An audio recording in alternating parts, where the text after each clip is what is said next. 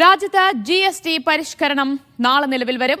ജീവൻ രക്ഷാ മരുന്നുകൾക്കും പാൽ ഉൽപ്പന്നങ്ങൾക്കും ഇലക്ട്രോണിക്സ് ഉപകരണങ്ങൾക്കും വില കുറയും. സാമ്പത്തിക വിദഗ്ധ കൂടിയായ MJ മല്ലിക തത്സമയം ചേരുകയാണ് മീഡിയ വണ്ണൊപ്പം. MJ മല്ലിക, ആദ്യം തന്നെ സ്വാഗതം ചെയ്യുന്നു ഈ പ്രത്യേക ചർച്ചയിലേക്ക്. നാളെ ഇപ്പോൾ പുതിയ GST നിരക്കിലേക്ക് നമ്മുടെ രാജ്യം മാറുമ്പോൾ അത് എത്രത്തോളം ഗുണം ചെയ്യുന്നതായിരിക്കും സാധാരണക്കാരായ ഓരോരുത്തരെയും കണക്കിലെടുക്കുമ്പോൾ? GST നമുക്കറിയാം, അത് സാധനങ്ങളുടെയും സേവനങ്ങളുടെയും മേല് ചുമത്തുന്ന നികുതിയാണ്.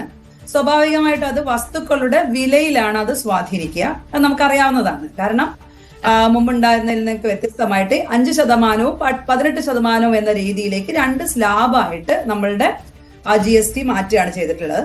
അപ്പൊ സ്വാഭാവികമായിട്ടും അത് പ്രതീക്ഷിക്കുന്നത് അവശ്യ സാധനങ്ങളായിട്ടുള്ള വസ്തുക്കള്, അതുപോലെ തന്നെ ജീവൻ രക്ഷാ മരുന്നുകൾ, ഇലക്ട്രോണിക് ഐറ്റംസ്, ഇങ്ങനെയുള്ള വസ്തുക്കൾക്കൊക്കെ തന്നെ എന്ത് ചെയ്യുന്നു എന്ന് പറഞ്ഞാൽ വില കുറയാനുള്ള സാധ്യതയാണ് നമ്മൾ കാണുന്നത്. 28% ഒക്കെ ഉണ്ടായിരുന്ന ടാക്സ് റേറ്റ് എന്ന് പറയുന്നത് അത് 18%, ചിലതിന് 5%, ചിലതിന് തീരെ ഇല്ലാത്ത രീതിയിലേക്കൊക്കെ മാറ്റിയിട്ടുണ്ട്.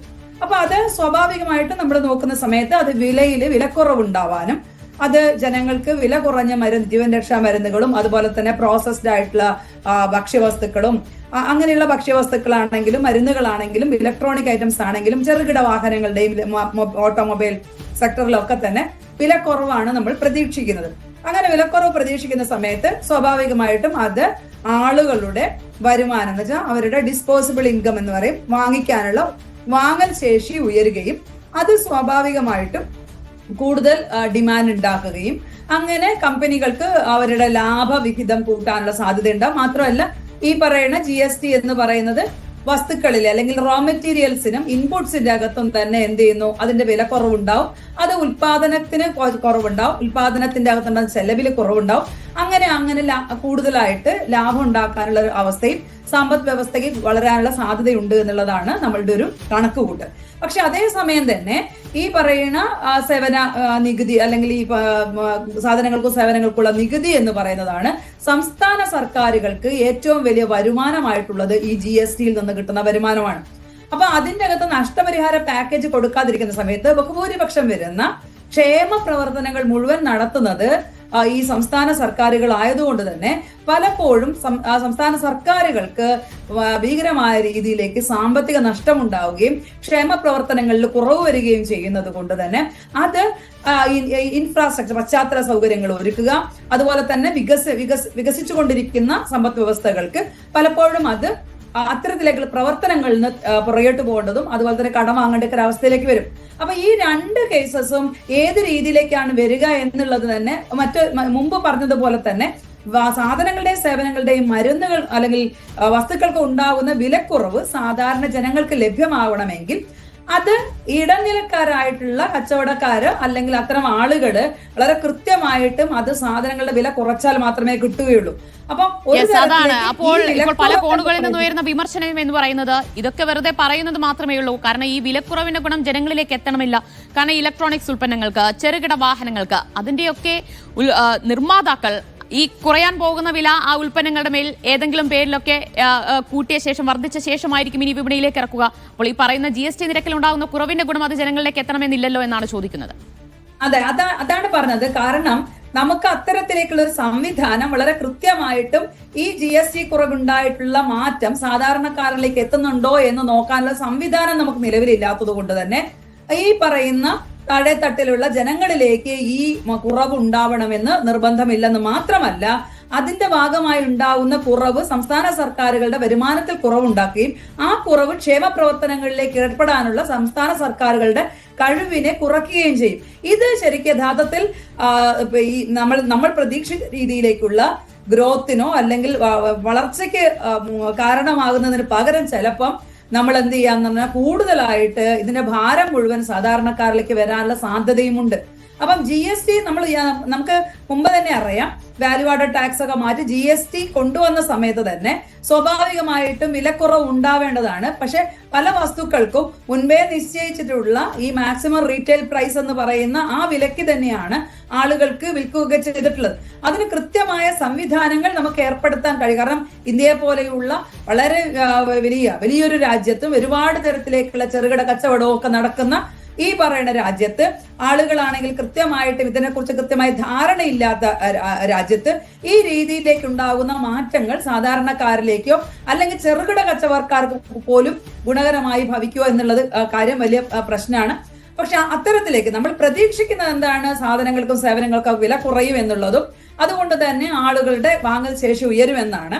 പക്ഷെ ആ പ്രതീക്ഷിച്ച രീതിയിലേക്ക് പോകണമെങ്കിൽ ബാക്കി എല്ലാ കാര്യങ്ങളും കറക്റ്റ് ആയിരിക്കണം. പക്ഷെ ഇന്ത്യയെ സംബന്ധിച്ച് നമുക്ക് അത് എത്രമാത്രം കറക്റ്റ് ആയിരിക്കുമെന്നും വൻകിട കമ്പനികളും ഒക്കെ തന്നെ അവരുടെ വസ്തുക്കളുടെ മുകളിൽ ഈ കുറവുണ്ടായിട്ടുള്ള ഈ വിലക്കുറവിനെ വളരെ കൃത്യമായി ജനങ്ങൾക്ക് കൊടുക്കുന്ന തരത്തിലേക്ക് അവർ ഇതുവരെ പാക്ക് ചെയ്തിരിക്കുന്ന കാര്യങ്ങളിലൊക്കെ തന്നെ കുറഞ്ഞ വില വെച്ചുകൊണ്ട് പാക്ക് ചെയ്തിട്ട് അടിച്ചിട്ട് വിടുമോ എന്നുള്ളതൊന്നും തന്നെ നമുക്ക് അറിഞ്ഞുകൂടാ. കാരണം അതിന് കൃത്യമായ ഇടപെടൽ ആവശ്യമാണ്. അപ്പം ആ ഇടപെടൽ ഇല്ലെങ്കിൽ എന്ത് ചെയ്യുന്നു എന്ന് പറഞ്ഞാൽ ഈ വൻകിട കമ്പനികൾക്ക് മാത്രമായിട്ട് ഈ കുറവ് എന്ന് പറയുന്നത് വളരെ കൃത്യമായിട്ട് വൻകിട കമ്പനികൾക്ക് മാത്രമായി കിട്ടും, ജനങ്ങൾക്ക് കിട്ടില്ല. അതേസമയം ജനങ്ങൾക്ക് ആവശ്യമുള്ള ക്ഷേമ പ്രവർത്തനം നടത്തേണ്ട സർക്കാരുകളിൽ അത് കൂടുതലായിട്ട് എന്ത് ചെയ്യുന്നു, പ്രതിസന്ധികൾ സാമ്പത്തിക പ്രതിസന്ധി ഉണ്ടാക്കുകയും അത് വിലക്കയറ്റത്തിന് കാരണമാവുകയും ചെയ്യാനുള്ള സാധ്യതയും നമ്മൾ തള്ളിക്കളഞ്ഞുകൂടാ എന്നുള്ളതാണ് ഈ അവസരത്തിൽ നമുക്ക് പറയാൻ പറ്റുന്നത്.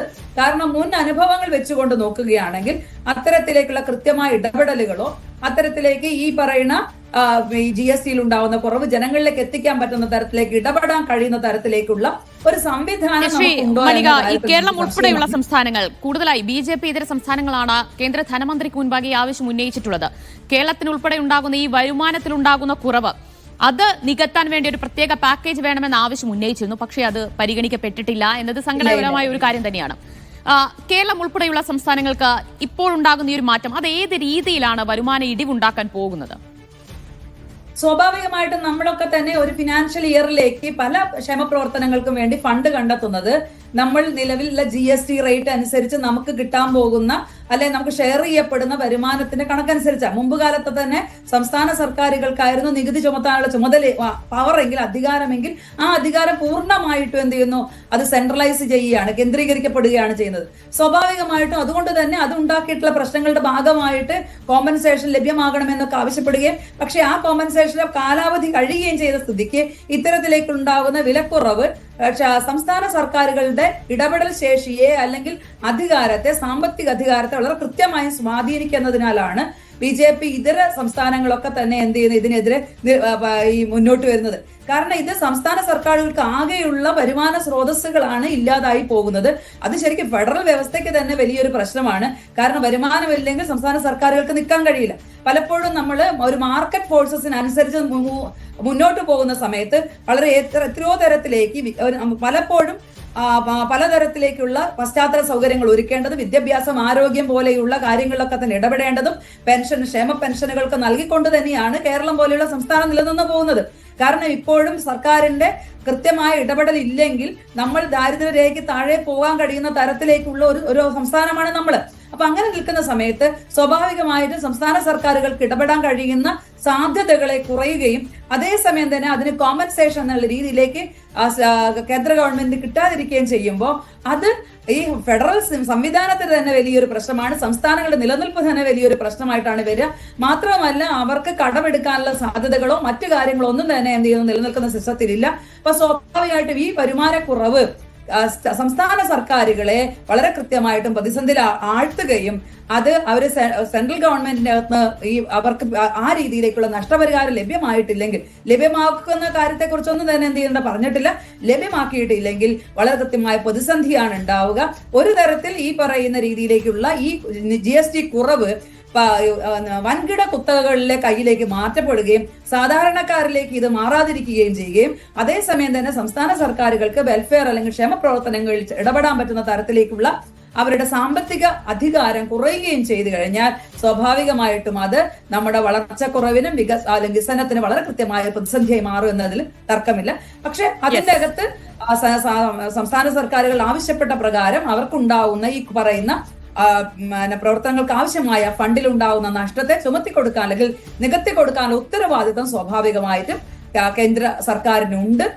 കാരണം GSTയിൽ ഉണ്ടാവുന്ന ഈ പറയുന്ന വിലയിടിവ് കാരണം മറ്റൊന്നും തന്നെ ഇതാണ് ഷെയർ ചെയ്യപ്പെടുന്ന ഏറ്റവും പ്രധാനപ്പെട്ട വരുമാന മാർഗം എന്ന് പറഞ്ഞാൽ GSTന്റെ വരുമാന മാർഗം. അതാണ് കേരളം ഉൾപ്പെടെയുള്ള സംസ്ഥാനങ്ങളുടെ ആശങ്ക. അത് പരിഗണിക്കേണ്ടത് കേന്ദ്ര സർക്കാർ തന്നെയാണ്. അതിനൊരു പരിഹാരം കാണേണ്ടതും കേന്ദ്ര സർക്കാരിന്റെ ഉത്തരവാദിത്വവും ബാധ്യതയും കൂടിയാണ് എന്നുകൂടി പറയേണ്ടതുണ്ട്.